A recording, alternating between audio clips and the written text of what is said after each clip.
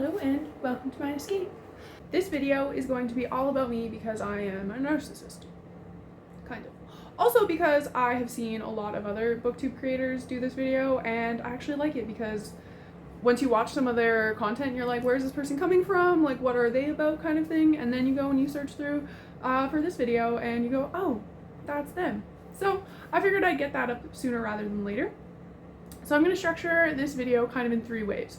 My first wave is going to be like my book journey, kind of what led me to my tastes right now. My second part is going to be my 5 favorites of all time, because I think that's really telling of specifically a book creator, is like what books do they love, and I can't pick one favorite. So you get 5. And then I'll finish the video off with my goals, kind of my reading goals for 2023, kind of my channel goals, anything in that sort of instance. So I hope you stick around. Please like and subscribe. Videos every Tuesday and Friday, so stick around for more content, and definitely leave any comments below about what you think I should do, video recommendations, editing recommendations, because I know that's my weak part, but they will be getting better. I just have to figure out how to use the software, so stick around and watch me improve. So to start off on my book journey, I started at a young age with the fairy series, the iconic fairy series, and I love them. Do I really remember what most of them are about? No. Then from there I went into the Warrior Cat series, which is beautiful. It follows 4 tribes of cats that live out in the woods and they interact and they're awesome. So that kind of set me up for my middle school, high school journey of fantasy, because that just translates right into fantasy, and I pretty much have been a very hardcore fantasy reader. Any of the YA series like Harry Potter, Lunar Chronicles, The Mortal Instruments, Darkest Powers, pretty much anything in there I read and I loved. Any long series with good world building or very like fantastical imagery, I was absolutely there for. And anything that was heavy angst or heavy romance, I tried to stay well away from. That will change, spoiler. But yeah, so that kind of set me up. And then when I went to university, I stopped reading, essentially. I read a ton for my degree and it's all nonfiction. So I didn't really want to read in my free time just because I had to read so much for school. So I'd only really read in the summers, so I pick up a book every now and again. Often they were rereads of what I knew I loved. And then in 2022, in January, on like January 1st, I picked up White Hot Kiss by Jennifer L. Armentrout. Why did I pick this book up? I have no idea. I have no idea. Remember, coming from a background of not romance. White Hot Kiss? Seems a little telling to me. But I picked it up and I read the back, and it was giving Mortal Instrument vibes, because instead of fallen angels, or instead of angels, they were gargoyles. And I was like, okay, I'm here for this. So I took the book home, crushed it in a day, went back, got the second, crushed it in a day, went back, got the third, crushed it in a day. Kind of hard on my bank account. Kind of hard on the bank account. That will not be the vibe on this channel, just letting you know. That was like a one-time thing. And I absolutely loved it. So then I started her From Blood and Ash series, which, as you can see, I kind of went ham on that one as well. And it pulled me into the whole world. That's what got me onto the side of like Bookstagram and Booktube. I didn't even know this was like a niche you could be a part of, and I became obsessed. All I wanted on my feed was book content, recommendations. I love reels on Instagram that you have like 6 seconds and 1 quote, and I'm like, oh my god, I have to read that book now. The edits are just so good. They're just so good. I love bookish humor on reels. And I love book content on YouTube, wrap-ups, TBRs, book vlogs. Those are all like some of my favorite content. And I started watching content creators and I could not stop. So in 2022, I ended up reading 120 books, and that's a significant jump from like the maybe 3 or 4 I was crushing the last couple years. So I read 120 books, and I would say probably 100 of them are romance.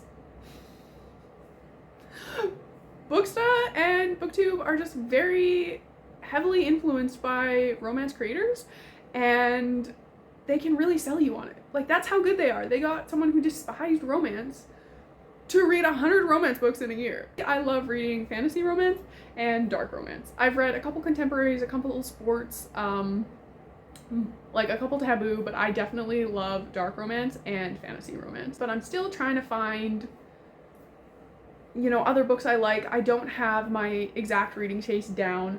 My rankings for the books were all over the place. I had 5-star reads, 1-star reads all throughout the year, just because I was trying new things and it was super fun. So I could not get enough of it, and now I'm here making my own content. So that's that. Okay, on to the next part is my 5 favorite books of all time. And though I call it of all time, I don't know if 2022 is in there. Because I had the same books for about a decade, the same top 5 books for about a decade, and I've never been able to rank them or pick a favorite. Like, the best I can do is narrow it down to a top 5. And I might have some threats coming in the books I read in 2022. Another fun fact about me is I go to university, as I've said, but I go to university away from home. So the shelves you see behind me, this is my university setup, and these are the books I have at school. And then most of my collection are at home. I promise you, I have physical copies of my top 5 books of all time, of course, but 3 of them are at home. So we're gonna start with Entwined. This is a book I bought in grade 7 from the Scholastic Book Fair, and I bought it solely because of the cover. The description sounded terrible, and I only had like a certain amount of money, and I was like, no. But then it came out in a collection of like 5 fairy tale spin-offs, and I've always loved fairy tale spin-offs still to this day, except now they're a little darker. So I got it, and of the whole collection, this was the only one I actually liked. And it ended up being my top 5 of all time. So judge a book by a cover, absolutely. This is a 12 Dancing Princesses retelling, and their mother has died. They find this like secret passage in the castle that takes them to somewhere they can dance at night, and because they're in mourning, they're not allowed to wear colors and they're not allowed to dance, but that's how they like honor their mother. So they find this secret place, and the dad knows something's up, so he goes and he releases it to the kingdom like a reward, and he says, if anyone can figure out where the 12 princesses are dancing, you can marry my eldest daughter and therefore become king when I die. So then all these suitors are coming in, so they're trying to like hide this place from the suitors, but then also like magical stuff is happening there, and we don't quite know what's going on there or why that place exists. So it is like primarily about family and the girls' connection, and then just kind of like dealing with the grief of their mother. But there is a romance in it. It is incredibly slow burn, which is probably why I put up with it at the time, because it's such a small aspect for 98% of the book that I could just ignore it. But now I'm like, this gives me such like cute, sweet, like I love the romance in it. It honestly, it's hard won, and I like to pick it up around Christmas because it does give those like wintry Christmas fairy vibes. The second one I have in physical copy with me here is Revolution. This, I don't know exactly which grade I picked it up in, but it was at, again, like a school book fair. This follows a girl who lost her brother. Her younger brother died, and she feels responsible. So she's kind of she's in a really dark place. And her dad says, hey, like for the summer, you're gonna come to Paris with me, because he's like a professor or something, so he's doing like a semester over there, and she's in high school, but he's like you need something to change, you need something to like shake you out, because she's in a very dark place. So she goes to Paris for the summer, and she really doesn't want to, and she moves in with like her dad's friend. Like her dad's there and everything. This is not a spicy read. This is not like a dad's best friend spicy read. Again, this is a YA novel. But anyway, she picks up this book, and it is a journal from the French Revolution. So then you get split timelines. You got kind of like what was going on at that time, and then also what's going on kind of with her, and like following her through her emotional journey. Like you just really get like brought in by the character, and you really want her to be okay, but you understand like where she's coming from, and it was just a beautiful storytelling. And I was so upset for her. I was like, wow, this is heart-wrenching. One of my other top 5, The Forgotten Garden by Kate Morton. It's not in my genre at all. So, well, again, because it's adult fiction. It follows this girl who finds out, like when she's grown up, she was abandoned on a ship, and her parents just kind of took her home because they found this kid, and they're like, someone needs to raise her. So she starts going back and looking at like, why was she abandoned on the ship? Where were her parents? Why was she even on this ship? Because I believe it was set from like the ship came from Britain and went to North America, and it is set in like the 1800s or 1900s. But so yeah, so she ends up going back to Europe trying to trace like her lineage, and it is split POV and split timeline. So kind of her going back and trying to figure out, and then finding like letters and messages and all this stuff, which kind of frames her mother's life, and you know, how she ended up like abandoning this child, honestly, and it was so interesting. It's kind of hard because like the kid was abandoned on this boat, so you're not exactly rooting for the parents. But then when you keep flashing back to like the mom's like childhood and her growing up and things, like you are attached to her, so you don't fully blame her and you're just trying to understand. And the setting's beautiful and the descriptions are beautiful. It was a book that dragged you in and like held you captive. The next book is Moon Over Manifest. So this follows a young girl who goes to stay with someone she's related to or something, but she doesn't really know them. So she moves in with them, and it follows her uncovering like letters under her floorboard that flash back in time. Letters are about two friends who went to war together. I think World War One, I believe. So it kind of follows her on her journey and like her development in her own timeline, and then also her trying to uncover like the past, and if the guy that owns the house and the guy she's staying with, how he relates to everything and how he falls. Towards the end, you just kind of have a moment that's kind of absolutely gut-wrenching and destroys you a little bit. I hope that's not a spoiler. But it hurts, okay? It hurts.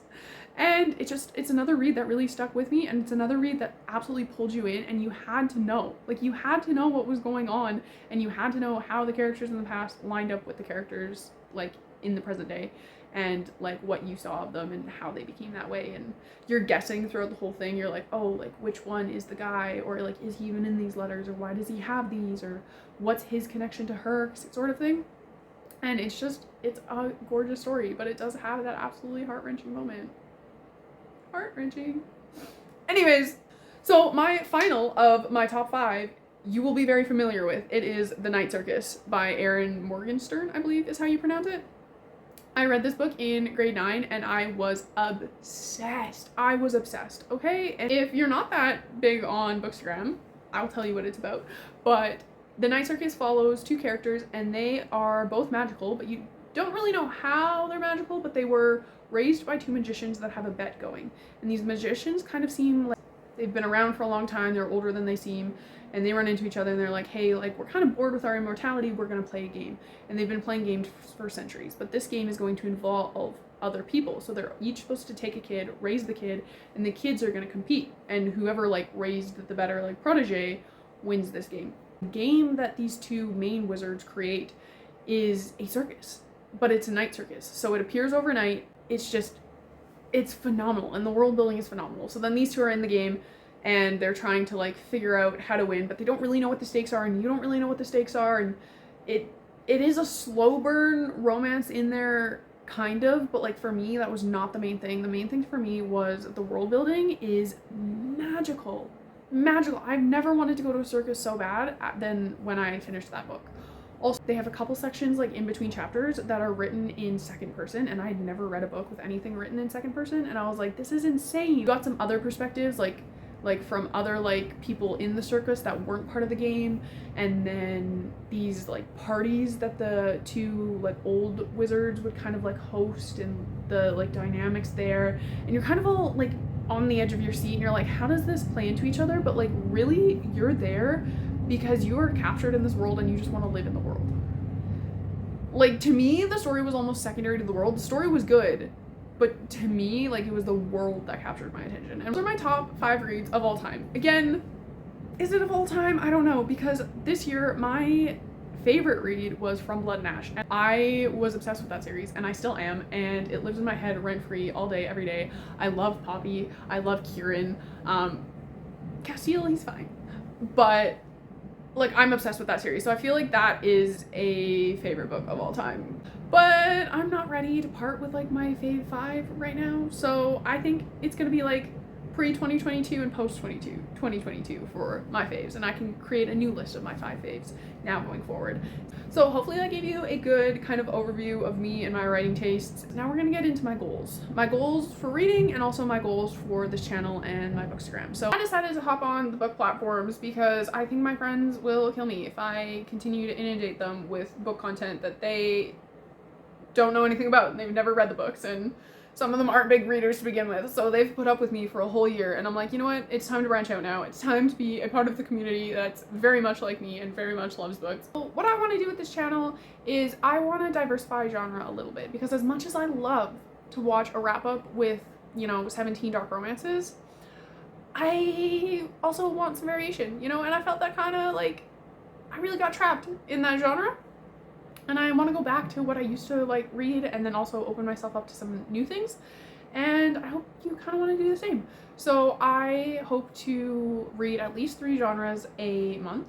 My main 3 are fantasy, romance, and science fiction.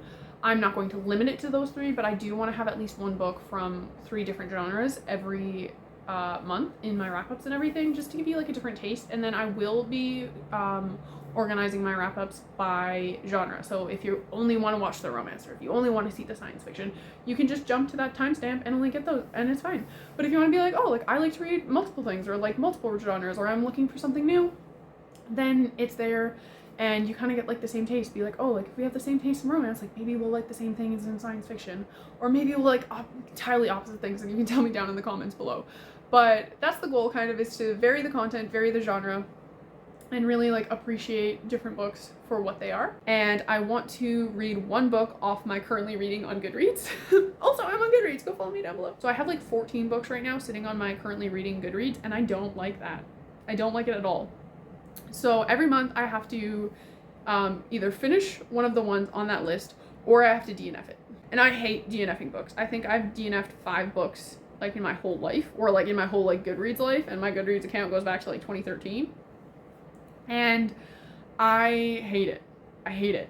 So either I have to finish the book, or I have to make the decision to mark it as DNF and get it off that list, because I don't like having a long like currently reading list. My other reading goal for the year is, you see all these beautiful books behind me? Yes, yes. I want to have 90% of my shelves read by the end of 2023. So these books on the top, okay, there's 38 books on the top shelf. And of the 38, I've read all but 11. So going into it, it wasn't that bad, because I'd read 70% of my physical shelf, and I wanted to read 90%, so I figured that was doable. And then I went and I bought all of these books down here. This is my chair back, but like all of these books down here, yeah, I went and bought those. So then there's 28 books there. So now, all in, I think I only read about 49%. It's gonna be hard. It's gonna be hard, but that's gonna be the focus. For a reading goal, I'm not going to set a like number I want to hit. I didn't last year until September. I was at like 80 books, and it was September, and I was like, well, considering I've read 80 books in this amount of months, I'm sure I can read 20 in 3 months. So I set it on Goodreads, and that was the first time I set like a Goodreads reading challenge. And then in October, again, I set that in September. In October, it like really got in my head, and I was like, what if I don't hit it though? So then I read 25 books in October. That's not okay. That's not great. That's not great. My studies took a hit. My social life took a hit. I hit the 100 books for the year, but then I ended up reading 120 anyways, because there was no reason to do that. But it kind of just messes with my head. So I won't be setting like a reading challenge, and I'll just read what I want to read when I want to read it. And we'll see what the total is at the end, but I'm not that worried about that. So in terms of reading habits, I am definitely a mood reader. I pick up books on an absolute whim, and I am notorious for seeing one thing on Instagram and being like, boom, picking this one up. Same thing with Booktube. So then channel goals, I just kind of threw myself into this, and I'm absolutely having a blast. So I created a Bookstagram because I wanted YouTube watchers, to be honest, because YouTube was kind of like my main focus. And so I created a Bookstagram to go along with it, but I'm actually having so much fun on Bookstagram, and my goal right now is to do 30 reels in 30 days, 3 stories, and 2 YouTube videos a week. So that's the goal, and that's kind of a lot, but it helps me just kind of figure out where I want to go, what works for me, what doesn't work for me, what I like doing, how stuff like kind of works, how it plays out, and also it's just fun. Like, I'm just honestly having a blast. So again, here's a plug. You should like and subscribe on this video first, and then you should go follow me on Bookstagram, and then maybe follow me on Goodreads too, because why not? And I think that about sums me and my channel up. If I missed anything, comment down below. I'm open to answering questions. Also comment what types of videos are your favorites to watch, because mine might be wrap-ups, but maybe you like something else. I currently have a wrap-up posted and a book haul posted. All these beautiful books down behind me. So go check those out and come back every Tuesday and Friday for more content. Don't forget to like and subscribe, and I'll see you guys next time.